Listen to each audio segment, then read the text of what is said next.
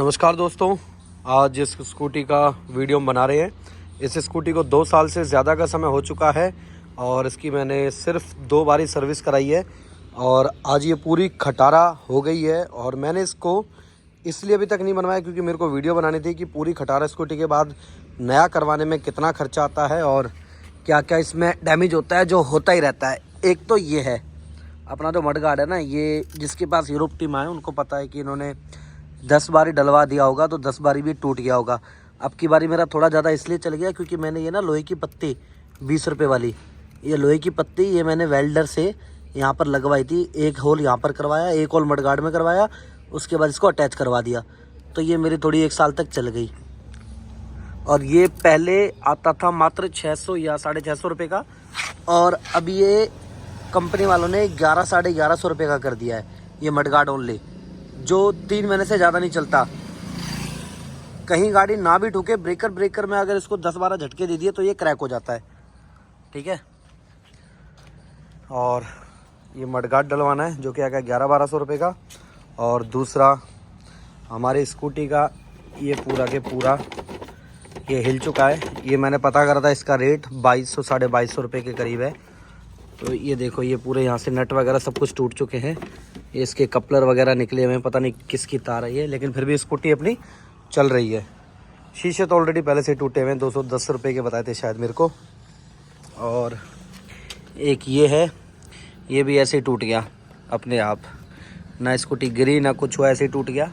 और तीसरा जो मेन है अपना, जो हर 5 से 6 महीने में टूटता रहता है, वो है अपना ये देखिए, ये हाथ में आ जाता है। हाँ, इसमें एक छोटी सी जानकारी और देना चाहूँगा जो मैं पिछली कई वीडियो में नहीं दे पाया था।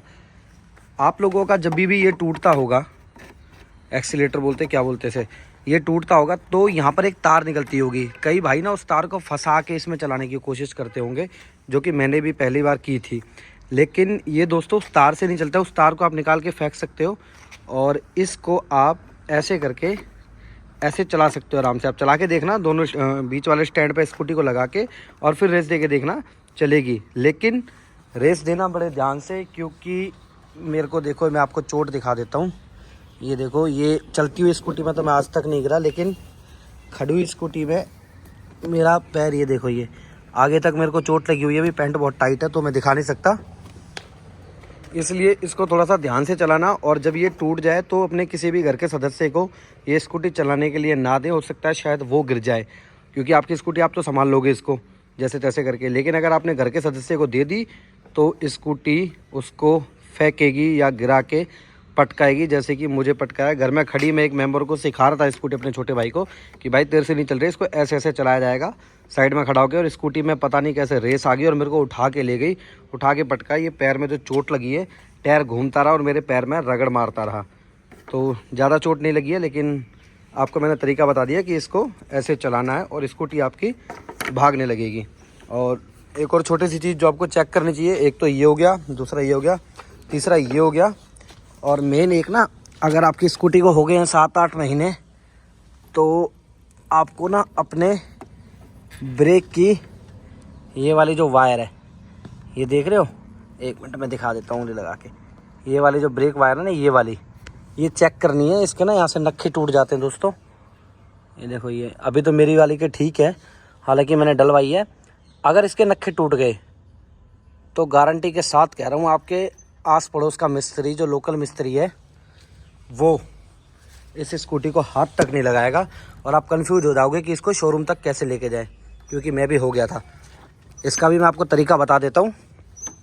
अगर बाई चांस ये तार टूट जाती है, ठीक है, बाई चांस अगर ये तार टूट जाती है, तो आपको कुछ नहीं करना है, इसका ना ब्रेक नहीं मारना है, इसको ऐसे करके चलाना है, मतलब ऑपोजिट साइड इसको ऐसे दबाना है और ऐसे ऊपर की साइड इसको ऐसे करके आपको चलाना है। तो आपकी स्कूटी में कोई धचकी नहीं आएगी, कोई ब्रेक नहीं आएगा। आप जैसे इसको दबाओगे, ब्रेक हल्का हल्का सा सेंसर के थ्रू लगेगा, लेकिन आप इसको ऐसे करोगे तो आपकी स्कूटी नॉर्मल चलेगी। क्लिच के तार की भी ज़रूरत नहीं है, लेकिन ये नहीं कि आप क्लिच का तार डलवाओ ही ना, क्लिच का तार आपको डलवाना पड़ेगा। लेकिन आपको मैंने चलाने का तरीका बता दिया कि आपको कहीं भी जाना है तो आप कैसे जा सकते हो, घर से शोरूम तक या फिर ऑफिस से शोरूम तक या ऑफिस से घर तक स्कूटी को लेके जाने का तरीका बताया मैंने। ये आप इसको ऐसे करना है और उसके बाद आपको यहाँ से रेस देनी है। मेरी स्कूटी का आप देखते हो सारा मामला तामझाम सारा बिगड़ा पड़ा है। ये भी टूट जाता, ये भी टूट जाता, मडगार्ड भी टूटा हुआ है, तो भी मैं इसको चला लेता, इतना मिस्त्री बन गया हूँ।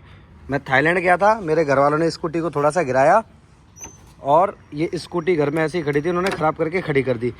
जब मैं आया थाईलैंड से तो अपनी स्कूटी को मैंने यहाँ से जोड़ जाड़ के तार निकाल के, उन्होंने क्या करा था, तार को ना अंदर जोड़ के ऐसे ठोक दिया था।